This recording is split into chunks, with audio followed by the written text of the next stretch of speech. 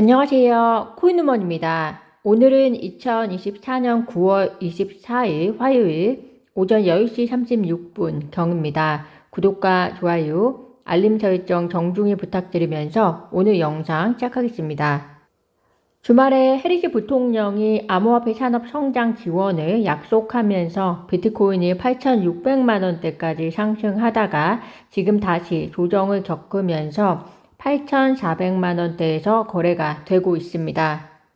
싱가포르 소재 암호화폐 트레이딩 업체 QCP 캐피털은 비트코인이 지난주 월요일부터 12% 가까이 상승했고 해리스 부통령의 암호화폐 산업 성장 지원 약속에 의해서 추가 상승도 가능할 것이다 라고 분석을 했는데요. 조금 더 지켜보셔야 할 것으로 보입니다.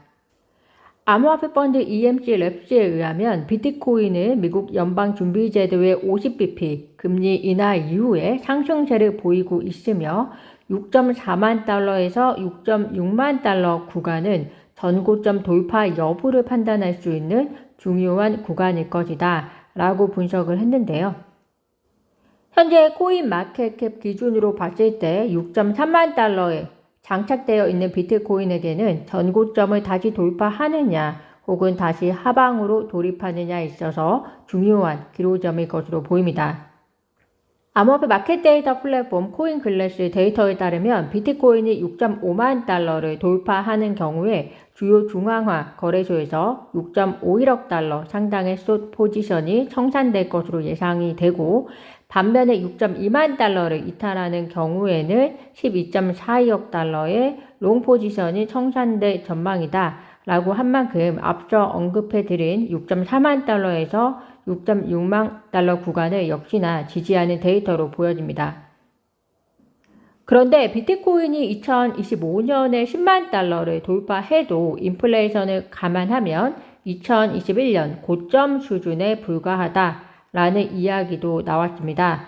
비트코인 애널리스트 루크 브로이스에 의하면 인플레이션을 감안하면 2021년 비트코인 고점인 6.9만 달러가 현재 가격으로 봤을 때는 8.3만 달러가 된다. 2025년 비트코인이 10만 달러를 기록한다고 해도 이는 2021년 고점 수준에 미치는 수준일 것이다 라고 분석을 했습니다. 즉 절대적인 숫자 10만 달러로 보면 지금 가격에 비해서도 약 1.6배 정도 높기 때문에 매력적인 숫자로 보일지 모르지만 인플레이션과 그리고 2021년 고점 가격을 고려해 보았을 때는 크게 매력적인 숫자가 아니라는 것이고요. 저는 개인적으로 그간 기술적으로 2025년에 10만 달러 간다. 이런 논리에는 무조건적으로 긍정 마인드를 주입시키는 것 같아서 다행히 되기 힘들었는데 인플레이션을 고려해 보니 어느 정도 달성 가능한 숫자로 보여서 오히려 안도가 되기도 합니다. 비트코인을 포함한 암호화폐 시장의 변동성이 심한 이유, 특히 지금 금리 인하가 되고 그리고 해리스 부통령과 트럼프 전 대통령 두 명의 대선 후보가 암호화폐 산업 성장을 모두 약속을 했는데도 큰 상승이 이루어질 법한데도 기대치에 못 미치는 지금 현상. 그렇지만 또 언제 갑자기 상승장이 다시 도달할지 알 수 없는 이러한 시장이 암호화폐 시장에서 진행되는 이유는 바로 세력들 또 고래들의 움직임에 많은 영향을 받고 있기 때문이다 라고 말할 수 있을 것 같습니다.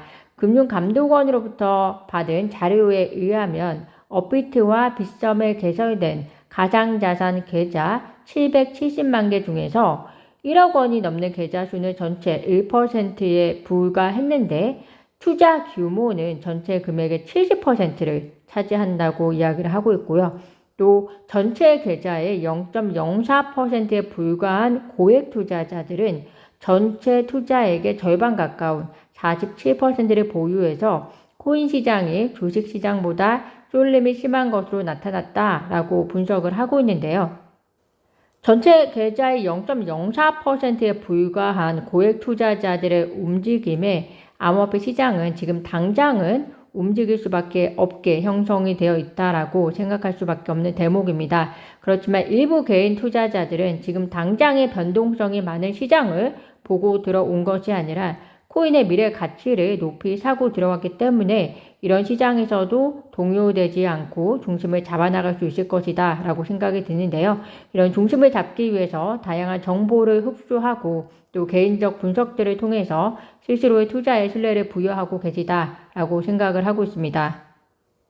해당 자료를 추가적으로 보면 10억 초과 계좌 소유자를 분석한 결과 40대가 가장 많았고요. 그리고 투자액 기준으로 볼 때는 50대가 평균 보유 금액이 198억 원 정도로 가장 많은 것으로 148억 원 정도네요. 148억 원 정도로 가장 많은 것으로 나타났습니다. 흥미로운 데이터인데요. 결국에는 금투세니 가상 자산세니 가야 될 방향이 대부분의 개인 투자자들을 대상으로 하는 방향이 아니라 가상 자산세의 경우에는 이렇게 코인 투자 금액이 매우 많은 가령 10억 원 이상의 사람들을 대상으로 진행해야 국부에도 도움이 되고 형평성 면에도 합리적이지 않을까 잠깐 개인적인 생각을 해봅니다.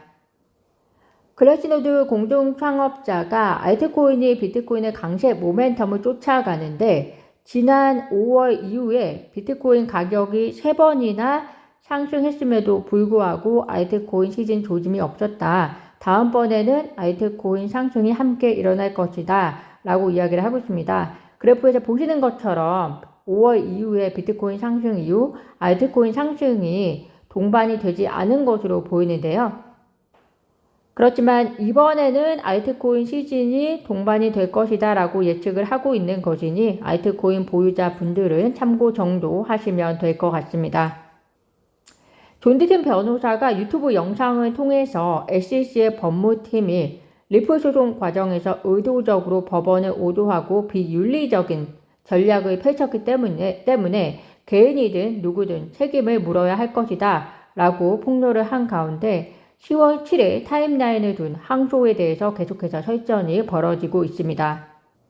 SEC 전 변호인 마크 파겔에 의하면 만약에 SEC가 리플 상대로 항소하게 되면 이는 대법원으로 가는 것이 아니라 제2항소 순회법원으로 가게 되고 약 1년 정도가 소요가 될 예정이며 항소 순회법원의 결정을 대법원에 또다시 항소할 수는 있지만 대부분의 경우 대법원은 항소를 받아줄 필요가 없다라고 이야기를 하고 있습니다.